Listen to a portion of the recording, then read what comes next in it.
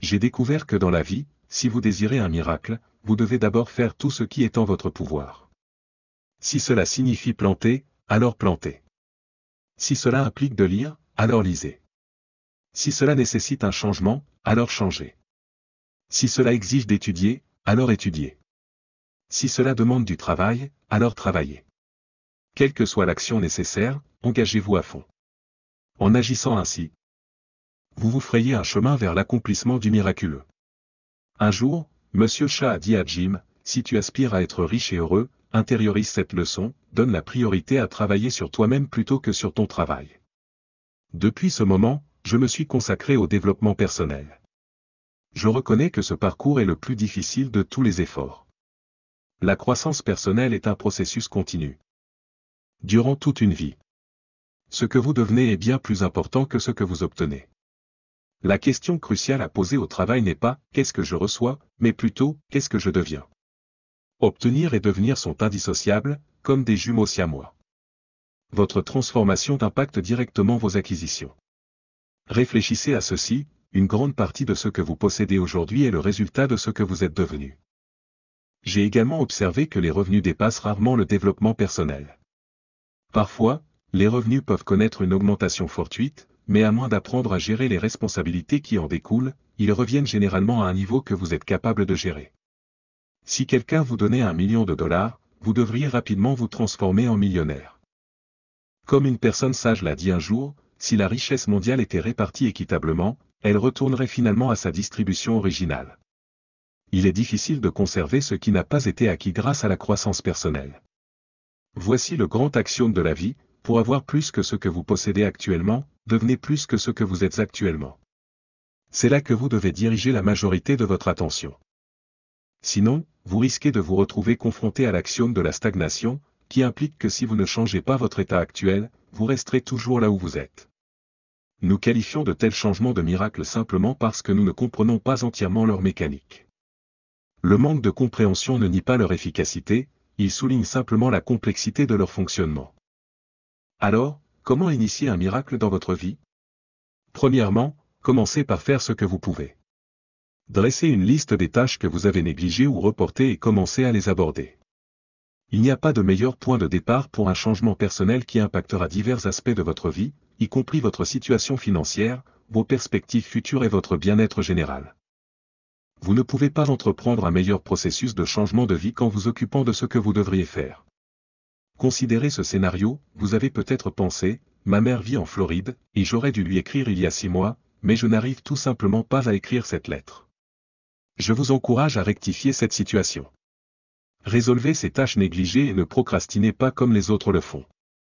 Vous vous demandez peut-être si c'est aussi simple que d'écrire une lettre, et la réponse est oui. Ou d'autres commenceriez-vous pour un changement de vie ou une croissance personnelle? Vous n'avez pas besoin d'un événement miraculeux pour démarrer votre parcours. Vous n'avez pas besoin de techniques élaborées ou d'un gourou millénaire. Commencez simplement par agir sur les choses à votre portée. Vous n'avez pas besoin de tout cela, passez outre tout cela. Les enfants ont trop peur de ces choses. Vous serez en difficulté avec Shirley. Ne passez pas tout cela. C'est trop facile, trop simple. Cela s'appelle passer à l'action numéro 1. Évitez les erreurs et la discipline, commencez à établir des disciplines. Si vous faites cela, vous accomplirez un miracle. Maintenant, la deuxième partie du miracle est de faire de votre mieux.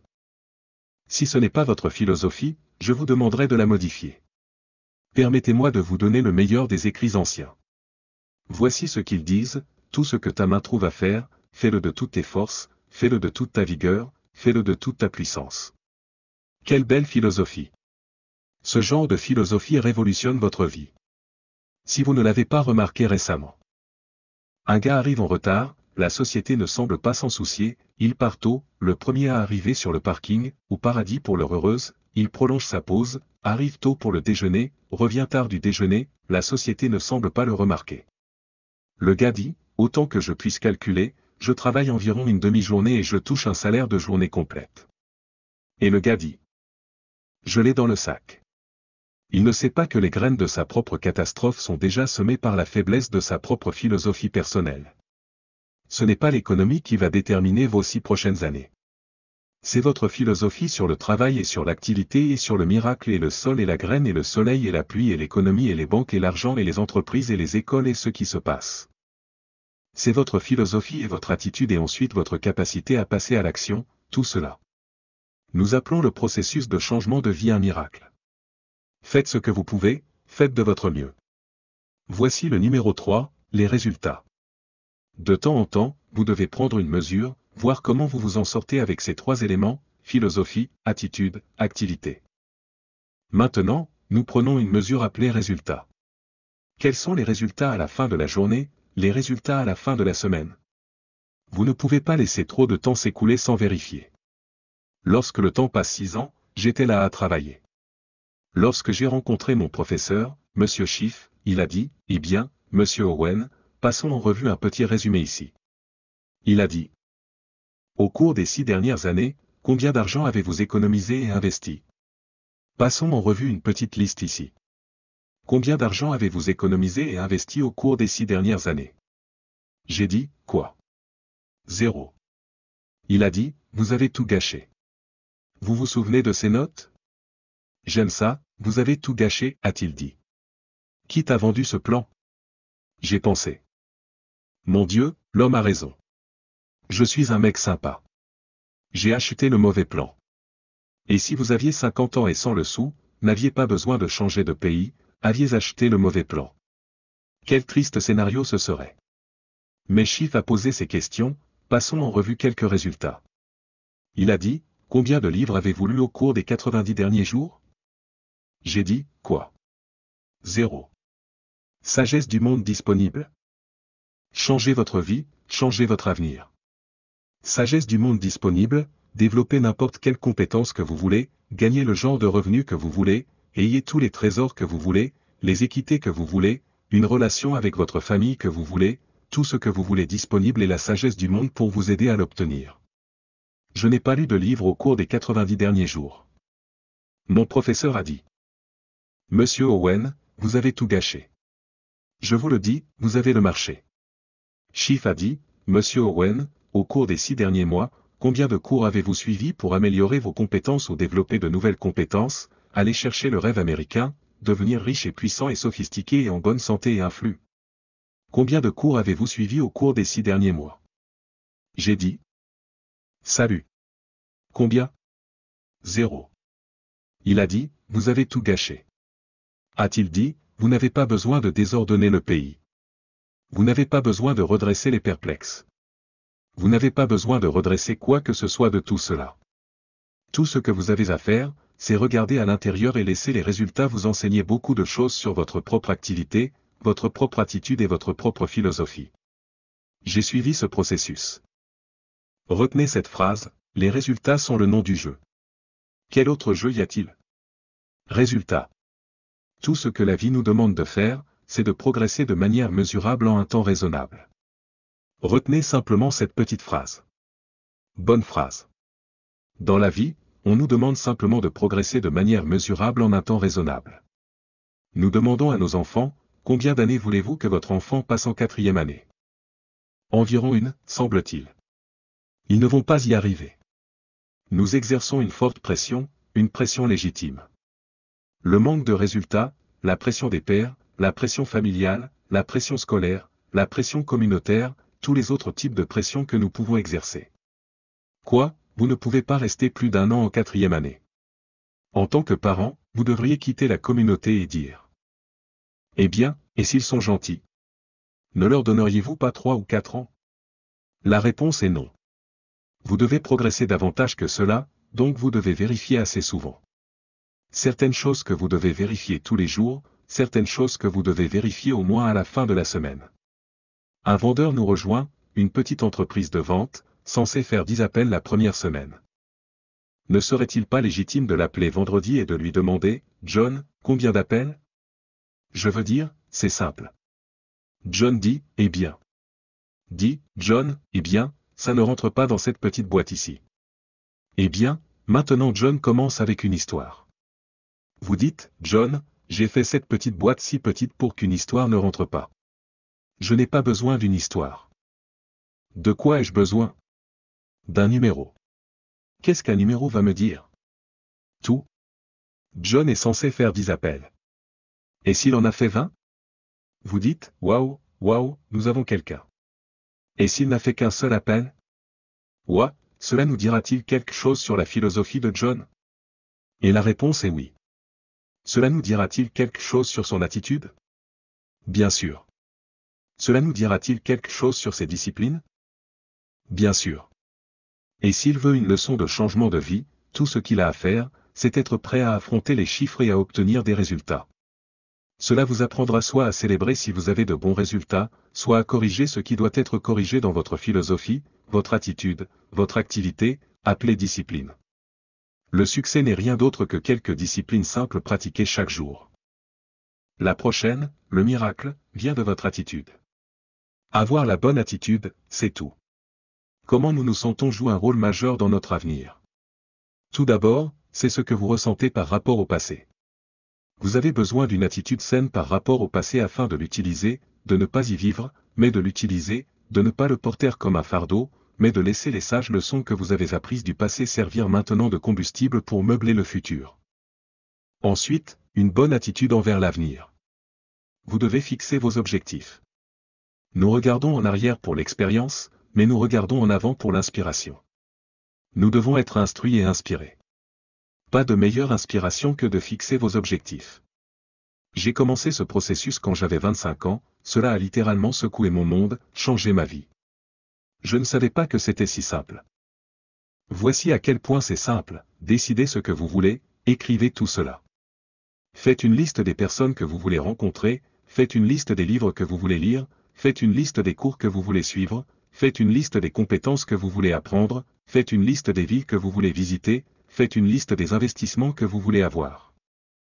Faites simplement ces listes. Commencez à les cocher. Mettez beaucoup de petites choses sur votre liste pour que vous puissiez commencer à cocher quelque chose tout de suite. C'est ça, le plaisir.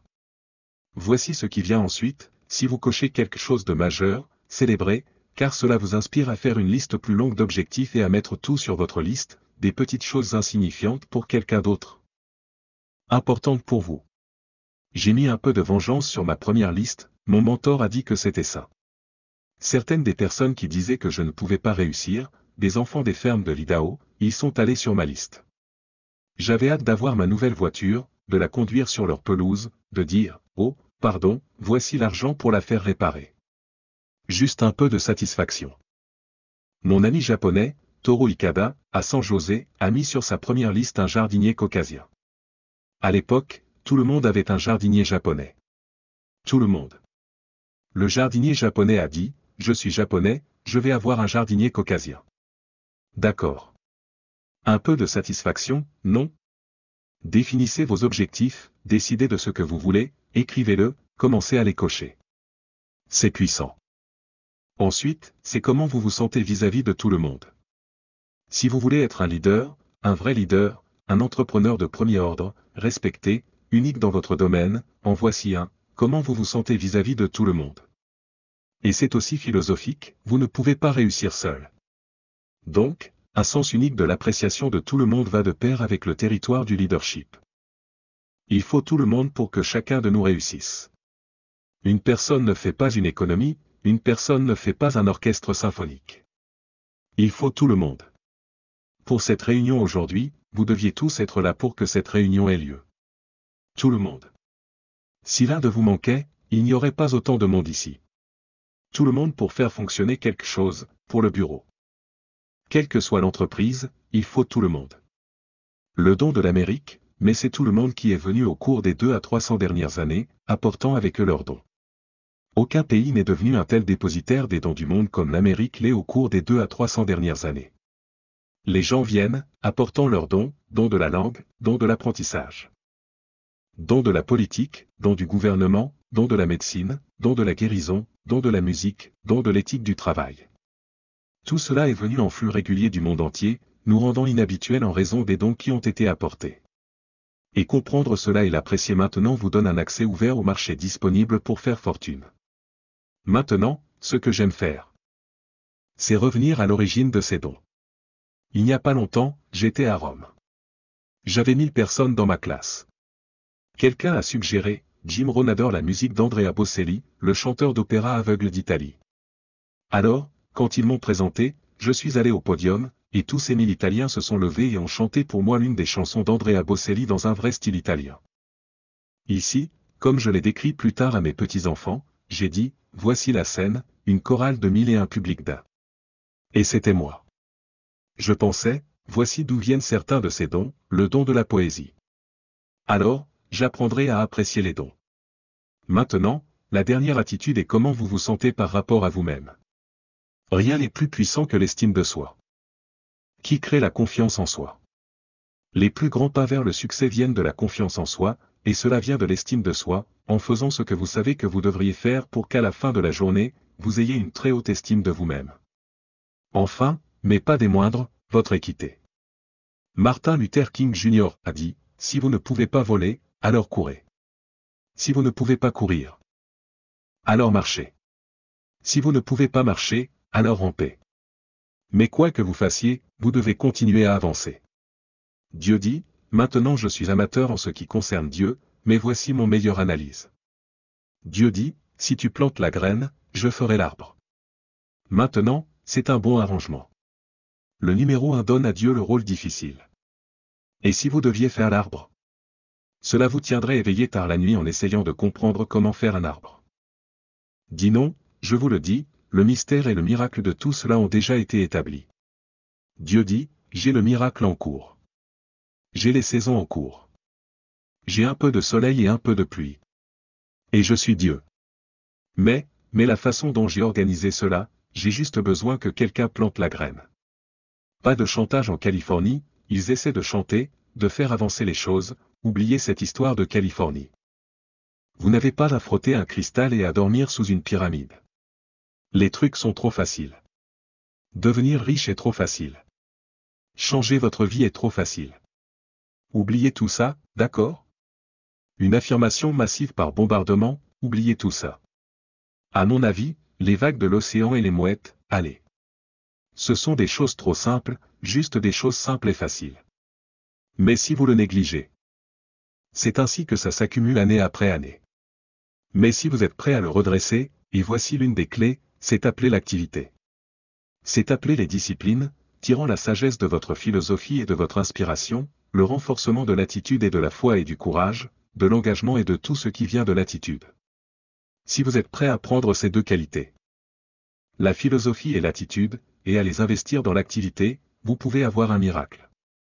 Rien de moins que cela, pas de miracle. La sagesse ne réalise pas de miracle, l'attitude ne réalise pas de miracle. La seule chose qui réalise un miracle d'augmentation s'appelle l'équité. Cela s'appelle mettre la sagesse et l'attitude dans la discipline, dans le travail. Et ce travail peut maintenant accomplir un miracle. Et voici les deux parties du travail. 1. Faites ce que vous pouvez. Numéro 2. Faites de votre mieux. Je ne peux pas vous donner de meilleurs conseils que cela. Mesdames et messieurs, je veux plonger dans une pierre angulaire du succès qui a guidé de grands leaders, entrepreneurs et visionnaires tout au long de l'histoire, l'art profond de la prise de décision efficace. Je suis ici pour vous dire que vos décisions sont les pierres angulaires qui façonnent votre destinée. Elles sont les fondations de votre avenir, les architectes de votre succès et la boussole qui vous guide à travers l'immense océan des possibilités de la vie. Permettez-moi de souligner cette vérité fondamentale, les décisions que vous prenez déterminent la vie que vous menez. Chaque choix, qu'il soit grand ou petit, porte en lui le pouvoir de vous propulser en avant ou de vous retenir.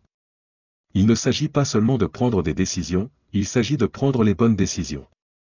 Les choix que vous faites aujourd'hui se répercuteront dans le temps, impactant vos lendemains de façon que vous ne pouvez même pas imaginer. Imaginez-vous debout à un carrefour. À gauche, un chemin pavé de confort et de familiarité mais dépourvu de croissance et d'opportunités.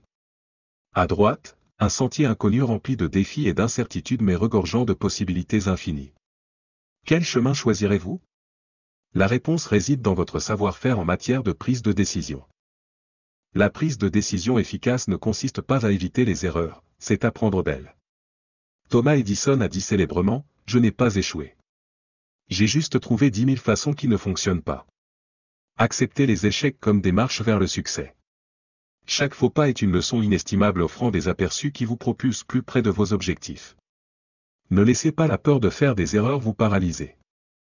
Laissez-la plutôt vous motiver à prendre des risques calculés et à explorer des territoires inconnus. Un des éléments cruciaux de la prise de décision efficace est la clarté. Définissez vos objectifs et vos valeurs avec la plus grande précision. Lorsque votre vision est cristalline, les décisions deviennent plus simples. Elles s'alignent facilement avec vos aspirations, vous conduisant sur un chemin direct vers votre destination désirée. Un autre aspect crucial est la prise de décision informée. Rassemblez des connaissances, demandez conseil à des mentors, étudiez les expériences passées et analysez les résultats potentiels. Plus vous êtes informé, mieux vous serez équipé pour prendre des décisions qui produisent des résultats favorables. Rappelez-vous, la connaissance n'est pas seulement du pouvoir, c'est l'arme dont vous avez besoin sur le champ de bataille des décisions.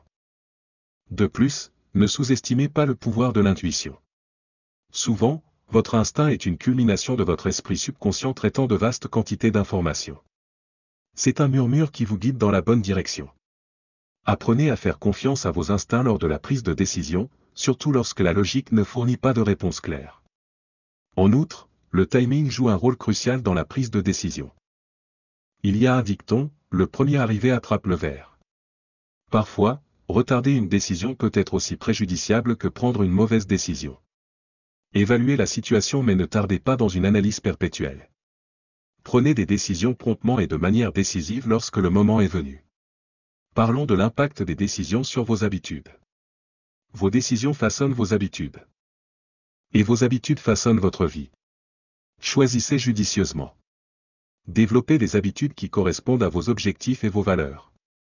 La constance dans la prise de décision positive engendre des habitudes qui vous élèvent vers le succès. Cependant, il est crucial de comprendre que ne pas prendre de décision est aussi une décision de laisser les circonstances vous contrôler au lieu de prendre en charge votre vie. La procrastination, l'indécision et l'évitement sont les ennemis du progrès.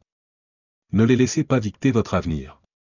Assumez la responsabilité de vos décisions, car ce sont les graines à partir desquelles votre destin fleurit dans la grande tapisserie de la vie. La qualité de vos décisions détermine la richesse de vos expériences. Le chemin vers le succès n'est pas toujours facile, il est rempli de virages, de détours et de défis imprévus. Mais ceux qui maîtrisent l'art de la prise de décision efficace naviguent à travers ces défis avec grâce et résilience. Souvenez-vous, vos décisions ne sont pas des événements isolés, ce sont des fils interconnectés tissant l'histoire de votre vie. Embrassez ce pouvoir, embrassez la responsabilité. Vos décisions sont les outils du sculpteur qui façonne le chef-d'œuvre de votre destin. Comprenez ceci, la richesse n'est pas simplement le produit de la chance ou du hasard, c'est une conséquence des décisions que nous prenons de manière cohérente au fil du temps. Chaque décision est une marche, soit nous rapprochant de la prospérité, soit nous en éloignant davantage. Ce qui distingue les réussites des autres n'est pas seulement le nombre de décisions prises, mais plutôt la qualité et l'efficacité de ces décisions, la capacité à discerner entre ce qui est juste et ce qui est facile, ce qui est fructueux et ce qui est gaspilleur, est la marque d'un grand preneur de décision. Considérez cette analogie, la vie que nous menons est semblable à la navigation d'un navire à travers le vaste océan de l'opportunité. Nos décisions servent de vent dans nos voiles, la direction que nous choisissons, les ajustements que nous apportons en réponse aux vents changeants et la fermeté avec laquelle nous dirigeons notre navire, déterminent si nous arrivons aux rives de la richesse et de l'abondance ou si nous nous perdons dans la mer de la médiocrité. Permettez-moi de partager avec vous les principes essentiels qui sous-tendent le lien entre la prise de décision efficace et l'atteinte de la richesse. 1. Clarté de vision, la richesse n'est pas un concept vague, c'est une destination. Nous devons la visualiser. Les preneurs de décision efficaces possèdent une vision claire de leurs objectifs. Ils savent ce qu'ils veulent et tracent leur parcours en conséquence. Sans destination définie, tout chemin mène nulle part. 2. Engagement courageux, le chemin de la richesse est rarement facile, et les obstacles sont nombreux. Cependant, les preneurs de décision efficaces sont inébranlables dans leur engagement. Ils ont le courage de défendre leurs choix, surtout face à l'adversité. 3. L'information est essentielle. Prendre des décisions éclairées est crucial. Cherchez la connaissance, recueillez des informations et analysez les données disponibles. Plus vos décisions sont informées, plus elles sont susceptibles de vous conduire vers la richesse. 4. Rapidité et décision, la procrastination est le voleur d'opportunités. Les preneurs de décision efficaces comprennent la valeur du temps et agissent avec décision. Ils ne s'attardent pas indéfiniment dans le domaine de l'indécision. Ils prennent des décisions rapidement et de manière délibérée. 5. Acceptez le risque et apprenez de l'échec. Chaque décision comporte un risque inhérent. La richesse se trouve souvent de l'autre côté des risques calculés. L'échec n'est pas une fin en soi, mais une marche vers le succès. Apprenez de vos erreurs, adaptez-vous et avancez avec une sagesse nouvellement acquise. Si entourez-vous des bonnes personnes, votre réseau influence vos décisions. Associez-vous à ceux qui vous élèvent et vous inspirent. Cherchez des conseils auprès de mentors et de pairs qui ont emprunté le chemin de la richesse et du succès. Cette adaptabilité et flexibilité, les circonstances changent, et donc doivent changer nos décisions. Les preneurs de décisions efficaces sont adaptables. Ils ne sont pas rigides mais plutôt flexibles dans leur approche, prêts à ajuster leur stratégie pour s'aligner sur des situations en évolution. Rappelez-vous, la richesse n'est pas simplement confinée à l'abondance monétaire, elle englobe la richesse dans les relations, la santé, la sagesse et les expériences. Les décisions que nous prenons influencent non seulement notre situation financière, mais aussi notre bien-être global. En conclusion, le chemin vers la richesse est pavé de décisions, petites et grandes, complexes et simples. Chaque décision que nous prenons est une couture dans le tissu de notre destinée. Par conséquent, je vous implore de délibérer sagement, d'agir courageusement et de diriger votre navire avec persistance vers les rives de la prospérité. Que vos décisions soient les catalyseurs qui vous propulsent vers la vie d'abondance que vous méritez légitimement. Merci. Il existe un état d'esprit particulier mais insidieux qui peut infiltrer même les âmes les plus prometteuses. Un état d'esprit qui ronge le cœur même de votre potentiel, un état d'esprit aussi toxique que subtil, la pensée de pauvreté. La pensée de pauvreté ne se résume pas seulement au manque d'argent. C'est un état d'esprit qui paralyse vos ambitions, diminue vos rêves et vous prive de la grandeur que vous étiez destiné à accomplir. Ce n'est pas simplement un reflet de votre solde bancaire, c'est le reflet de vos croyances, attitudes et attentes. C'est un état d'esprit qui croit en la rareté plutôt qu'en l'abondance, aux limitations plutôt qu'aux possibilités et au destin plutôt qu'à l'autodétermination. Il vous enchaîne à votre passé, vous aveugle aux opportunités et vous convainc que vos rêves ne sont rien d'autre que des illusions. Mais voici la vérité, mes amis, la pensée de pauvreté vous vole vos résultats futurs car elle vous vole votre croyance en vous-même. Elle vous convainc que vous n'êtes pas digne de succès, que vos rêves sont trop grands et que vous êtes destiné à vivre une vie de médiocrité. Elle remplit votre esprit de doute, éteint votre passion et étouffe votre potentiel. Vos pensées sont incroyablement puissantes. Elles façonnent vos croyances, qui à leur tour influencent vos actions, et vos actions déterminent vos résultats. Si vous vous attardez constamment sur des pensées de manque, de limitation et de peur, vous créerez inévitablement une réalité qui reflète ces pensées.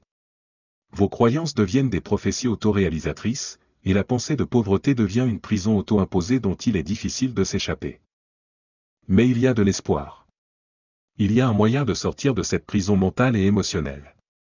Tout commence par un changement dans votre façon de penser, un passage de la rareté à l'abondance, de la peur au courage et du doute de soi à la confiance en soi. Reconnaissez que votre passé ne définit pas votre avenir, et que votre situation actuelle ne détermine pas votre potentiel. Décidez aujourd'hui de vous libérer des chaînes de la pensée de pauvreté. Adoptez une mentalité d'abondance. Croyez aux opportunités illimitées que la vie a à offrir. Comprenez que l'univers est abondant et qu'il y a plus que suffisamment pour tout le monde. Votre succès n'amoindrit pas celui des autres. En fait, votre succès peut inspirer et encourager les autres à atteindre leur propre grandeur. Croyez en vos rêves, peu importe leur ampleur ou leur audace. Développez un désir ardent de réussir. Laissez ce désir alimenter vos actions et vous pousser à surmonter tout obstacle sur votre chemin. Entourez-vous de personnes positives et inspirantes qui croient en votre potentiel. Évitez les sceptiques et les rabat-joie qui essaient de vous entraîner dans leur négativité. Investissez dans votre développement personnel. Votre esprit est comme un muscle, plus vous l'entraînez, plus il devient fort. Passez à l'action massive vers vos objectifs. Divisez vos objectifs en étapes réalisables et travaillez régulièrement vers leur réalisation. Le succès n'est pas un événement ponctuel, il est le résultat de l'habitude et de choix quotidiens. Et surtout, croyez en vous-même. Croyez que vous êtes capable d'atteindre la grandeur. Croyez que vous avez le pouvoir de créer la vie que vous désirez. Votre confiance en vous-même est le fondement sur lequel votre succès est construit. Cultivez une confiance en vous-même inébranlable et laissez-la vous propulser vers des sommets que vous n'auriez jamais cru possibles. La pensée de pauvreté est un choix, tout comme la pensée d'abondance. Le choix vous appartient. Choisissez l'abondance, choisissez la croyance, choisissez le courage, choisissez l'action. Choisissez de créer un avenir digne de votre grandeur. Je crois en vous, et je sais que vous avez le potentiel d'accomplir des choses extraordinaires. Le monde attend votre brillance, votre créativité et vos dons uniques. Ne laissez pas la pensée de pauvreté vous voler votre avenir.